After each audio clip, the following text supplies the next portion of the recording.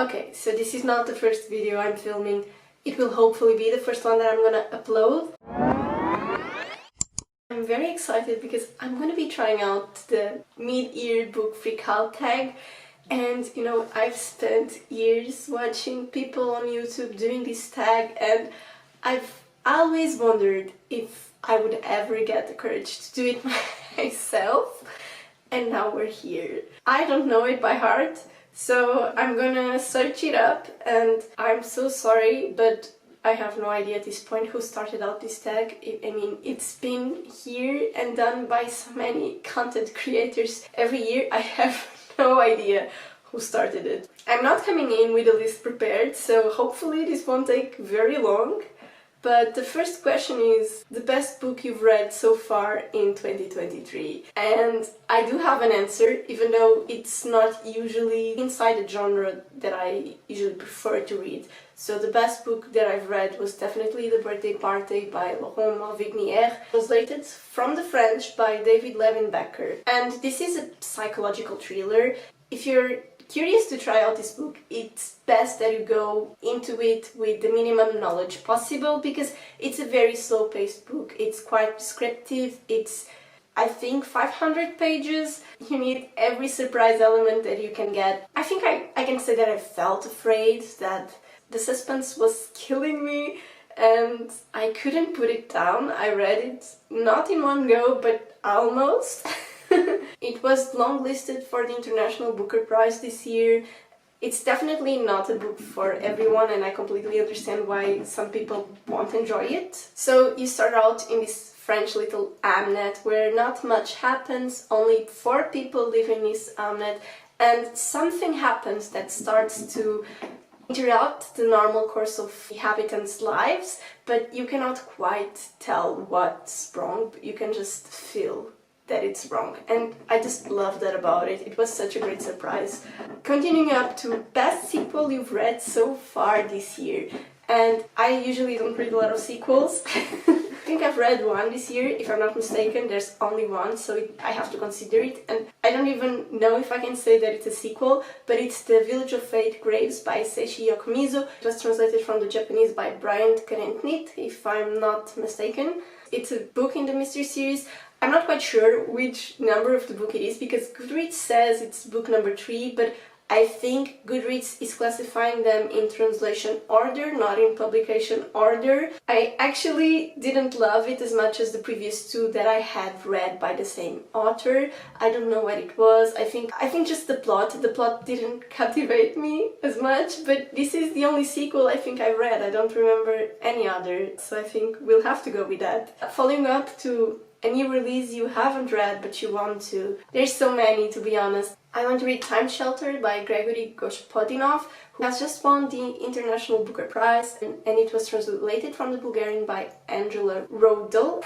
Like I was saying, new release that I want to get around to. So definitely Time Shelter. Ooh, I really want to read The Biography of X by Catherine Lacey. I think that's a new release if I'm not mistaken. I think those are the ones that I'm most looking forward to. So next question, most anticipated release for the second half of 2023. To be honest, I'm always quite bad at following new releases. I only always know when they're coming out after they've already been out for like 2 months. But let me check because I have one in mind, and maybe it's only out on the second half of 2023. Okay, yes, I was correct. So I want to read Penance by Lisa Clark, which is out, according to Goodreads, on July 4th, 2023, which technically counts as the second half of the year. I have not read Boy Parts, which is her previous novel. I think, is it a debut? I'm not sure, it might be her debut.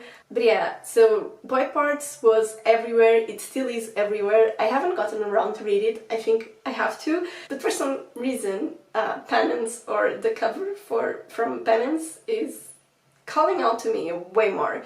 So yeah, I'll go with that one. The next one is Biggest Disappointment, and you know, I actually have more than one answer. Or I have more than one book that I could fit into this category, but if I only have to pick one, I think it has to be How to Be Bold by Alice Smith. And I love Ellie Smith's writing. I have given out 5 stars to Ellie Smith, and I was so excited to read How to Be Bold because I think it won one of the Women's Prize for Fiction a couple of years ago, I think. But it was not a hit. It was a big miss, to be honest. It was so slow. I didn't understand half of the book. I barely DNF'd it, and to be honest, I haven't finished the book. I think I'm 80% in. Yeah. Then biggest surprise, I think I have an answer. I think it has to be Magnolia Parks by Jessa Hastings, which completely surprised me. It's definitely not the type of book that I usually enjoy. It's a very, I want to say dark romance, or not dark, but toxic. It's very toxic. A lot of people replied to me in my Instagram saying, why are you reading this? This is very toxic. It is very toxic indeed. I loved it, to be honest. I think I love more a good toxic book than a good fluffy romance book. I'm very particular with romances. I like to cry, and I did cry with this book, and that's why I think I loved it so much. It does have a few trigger warnings. I think I enjoyed it because I read it on holidays. I wanted something that could allow me to take my mind off things. Definitely not a diplomatic book, neither a political one. I think it did for me the same that reality shows do. So, when you want to watch something that's not very hard to follow, you just want to have a good time and you don't want to think about it, that's exactly what this book was for me. This book was like reading a reality novel show. Next question is if I have any new favorite authors, and I think I do. Only read this one book by this author, but it was so good that I think we can lock our answers on this one. I read My Name is Lucy Barton by Elizabeth Strout, and her writing was the most phenomenal thing I've ever encountered. It is a very short book. It doesn't have much happening, but the way that she describes it, it was so wonderful. It follows this woman named Elizabeth who is staying at the hospital for a longer period than she first anticipated. She has a rocky relationship with her mother, and her mother ends up visiting her, and it brings a lot of emotions and a lot of hidden and forgotten feelings. It made me feel so much for such a tiny book. I highly recommend it, and I will definitely keep reading more of Elizabeth Strout's books. The next one is actually quite hard. It's newest favorite fictional crush, and I feel like the types of books that I read don't usually give me out crushes or crushes on fictional characters, so I actually don't have any answer for this one. And I hope that's okay. But skipping to the next one, which is actually very similar to the previous, is newest favorite character. And I have no idea. I've read so many books with so amazing fleshed out characters, and now I have to pick one. Oh my god. Let me open up Goodreads and let me see everything that I've read this year. Okay, so I think I have an answer. It's not an answer that I'm completely in love with, but I think it's the best that I got. I'm gonna go with Zora in Black Butterflies by Priscilla Morris. I just love that character. It's a character who ends up staying back and trapped in Sarajevo when the war is just starting in 1992. So her family leaves to England and she makes the decision to stay. She thinks she will be able to leave later on, but when she wants to leave she realizes she cannot and she's trapped in the city. I just think that she was such an amazing character to follow. We saw her struggling with a lot of emotions, with loss, with love. I just feel like she lives a lot, so I think I have to go with her. But I also think that this answer might change until the end of the year. A book that made you cry. Oh, okay, so Magnolia Parks made me cry. But I feel like I want to give you another answer. Okay, so Wandering Souls by Cecile Pin definitely made me cry. I listened to it on audio, and if you have the opportunity to do it, I highly recommend. I really liked the sound of the voices. There's more than one narrator, and it was just so sad. It was sad and beautiful, and yeah, I did shed a few tears. A book that made you happy. A book that has made me happy. Which book has made me happy? A lot of books make me happy.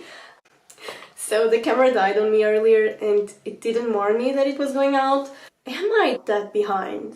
Okay, because then the other question was, what books made you happy? And I went with Yellowface by R.F. Kuang because I had read The Poppy War by the author before and I didn't quite enjoy it, but it was not the author's fault. I didn't have a problem with the writing, it's the genre. I'm not really into fantasy. I only read it because I was doing a buddy read with one of my friends, and You know, I try to give fantasy another go. I used to love it when I was younger, but you know, you do evolve as a reader and as a person, and sometimes the problem is it's not the book, it's yourself. And when Babel came out and a lot of people were talking about it, I didn't want to pick it up. I think it had a bit light fantasy, if I'm not mistaken, so I definitely wanted to avoid it. But then they announced Yellowface, and I was really curious and gripped by it. Read it as soon as it came out, and I really enjoyed it. It's a very satirical book. I love satirical books. It raises a lot of good questions towards not only racism, but also ethics, because the story follows June, who has a best friend called Athena Lou, and Athena is amazing at everything she does, or Athena is like this better version of June. They both went to the same university, they both are writers, but for some reason Athena's career is spiking off while June's career it's really not. June accidentally witnesses Athena's death, she steals her manuscript, ends up publishing it as her own, and the story picks off from there. It gave me anxiety at times. Please know that the main protagonist, June, is very unlikable. She's very unstable, she's a very morally grey character, and she's a mess. And because she was such of a mess, I got an anxiety at times, because her thoughts sometimes were very troublesome. Overall, I really enjoyed it. I thought the book was very smart. I think I have to mention that even though fantasy is not my genre, I have to acknowledge that it's not easy for a writer to transition between genres, and the fact that R.F. Kuang does it, it's amazing. But yeah, ultimately, I think the book made me happy. I really enjoyed reading it. It was a very pleasant experience, and I think that could only be my answer. Then I think we had most beautiful book I bought this year so far, and I struggled a bit because Magnolia Sparks, it's one of my favorite covers. It's big, it's fluffy, it's pretty, but I didn't want to give out an answer that I had previously, so I tried to pick something else, and I ended up going with Strega by Joanne Lick Holm. This is by a Swedish author. I just love the cover. It's dark green, it has outlined lines in purple, and I like the simplicity of it. This is a book that follows a girl that goes to work in a remote hotel in the middle of the mountains, and by the premise, it sounded very promising to me. I didn't end up loving it as much as I thought I would. It's quite a slow-paced read, and even though I enjoy slow-paced reads, I wasn't ready for this to be a slower-paced read. It was nothing happened for more than a half of the book, and this is a very short book, and the ending was very ambiguous, and I think I would have enjoyed it more if it wasn't ambiguous, but at the same time I understand why it was. But I don't know, I think I love the emotion, I love the scenario, I loved the environment, and I loved the aesthetics of it, of the story on itself, but I didn't enjoy the plot on itself. But yeah, amazing cover nonetheless. And the last question was, what books do you need to read by the end of the year? And I need to read a lot of books, but I reached the conclusion that I probably have to read the books that I'm borrowing from friends, because I hate when I lend books and they don't get returned. This has happened. Right now I'm borrowing 4 books from friends. They are Betty by Tiffany McDaniel, they are The Virgin Suicides by, I don't remember the author's name, I think it's Jeffrey, I don't remember the surname, The Crawdads Sing by Delia Owens, and the other one I have, the 4th one, is How to Kill Your Family by Bella Mackie. So I have these 4 books that I definitely need to read out, not even before the end of the year, I would say. Ideally, I will read them before summer ends, but let's see. I don't have any more questions for you today. I hope you have enjoyed this. This was very fun to make, and if you have any questions, if you have anything you would like to know about my reading tastes, or if you have any questions regarding books, or you want to know a little bit more of myself, I'm very active on Instagram that I will link below. It's called Books Afternoon. I hope you have an amazing week, and hopefully speak to you soon.